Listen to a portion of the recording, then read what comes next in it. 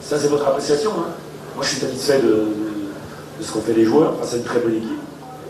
Au niveau de l'organisation, c'était parfait. On peut réunir encore davantage les premières relances. Après, vous avez votre conception du foot. C'est ça. Moi, j'ai la mienne et ça, je m'y tiendrai. Donc, il n'y a pas de problème. Pas de souci. Évidemment, parce que la Guinée n'est pas de la même dimension que le Sénégal, évidemment. Donc, c'est ce qui veut dire aussi que contre la Guinée, on a eu une excellente dernière demi-heure. On a marqué un deuxième but qui était valable, parce que après, je n'ai pas vu les images, il était valable. Donc voilà, c'est pour ça que je vous dis, entre une défaite sur un match amical 2-1 contre la Guinée et puis une victoire 1-0 contre le Sénégal, c'est pas la révolution, on n'est pas les champions d'Afrique ce soir, on n'était pas les plus nuls aussi vendredi. Déjà, il y avait plus d'une moitié d'équipe qui était sur la touche, ça il faut aussi l'occuper avec une défense où le seul rescapé c'était Carvajal. Donc c'est pas anodin de faire deux matchs comme ça, dans ces conditions. Quand on a Aïssa Mandi qui est blessé, Mélis et Femme blessé, je ne parle pas de Rafik Kalish parce que ça fait quelques mois déjà qu'il est blessé, que Fawzi Goulam ne joue pas, que Nabil Beltaleb est absent aussi, ça fait une moitié d'équipe et c'est pas des joueurs anodins. Donc ça aussi, dans l'analyse, il faut sortir un peu et puis avoir la capacité de le dire. Et à ce titre-là, je suis très content de la prestation d'un garçon comme Zidi qui a eu une première mi-temps difficile mais qui a fait une deuxième très très courageuse. Voilà, au même titre que Bakaroui aussi en première mi-temps, il est sorti blessé, il a peut-être une fracture du pied, mais c'était très sérieux, les garçons qui sont impliqués, qui sont mis complètement au service de l'équipe. Voilà, mais évidemment, c'est pas des joueurs qui trompent.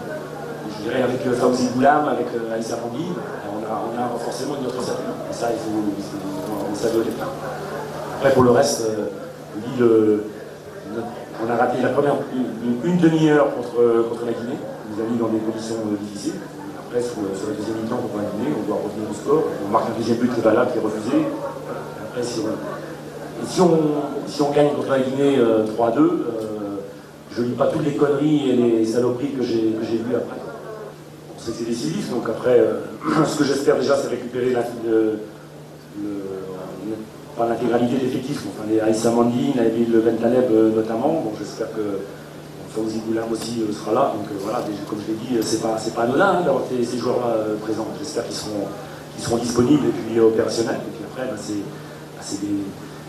on sait que la qualification à la Coupe du Monde passe par ces matchs-là, donc c'est pas facile, il n'y a aucun match facile. En Afrique, il n'y a jamais de match facile, et évidemment à l'extérieur. Si l'équipe veut avoir des ambitions, il faut passer par là. Donc il n'y a pas de suffisance, on l'a vu ce soir, hein, c'est pas une équipe qui est suffisante dans son approche, mais on a suffisamment de moyens pour passer, évidemment. On ne va pas non plus avoir peur dans ces matchs-là. Mais ce sera pas facile. Comme je l'ai dit avant le rassemblement, il y a une dizaine de jours. Alors moi, je vais vous dire quelque chose. C'est que je découvre un autre pays, je découvre un autre environnement.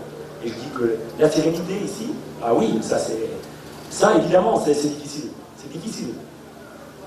Parce que alors après, il ne faut pas s'étonner que les joueurs soient nerveux, que tout le monde soit nerveux.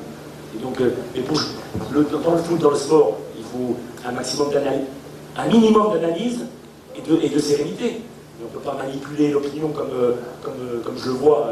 C'est impossible. C'est impossible. C'est pas le problème de ma personne.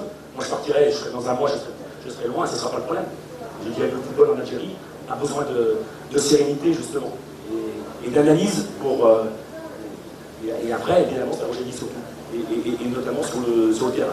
Quand je vous dis dans un mois, ça veut dire quoi? Quand vous dites ça, je partirai dans un mois.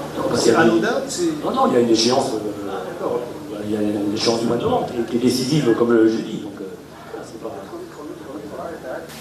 Grave, je dirais que non.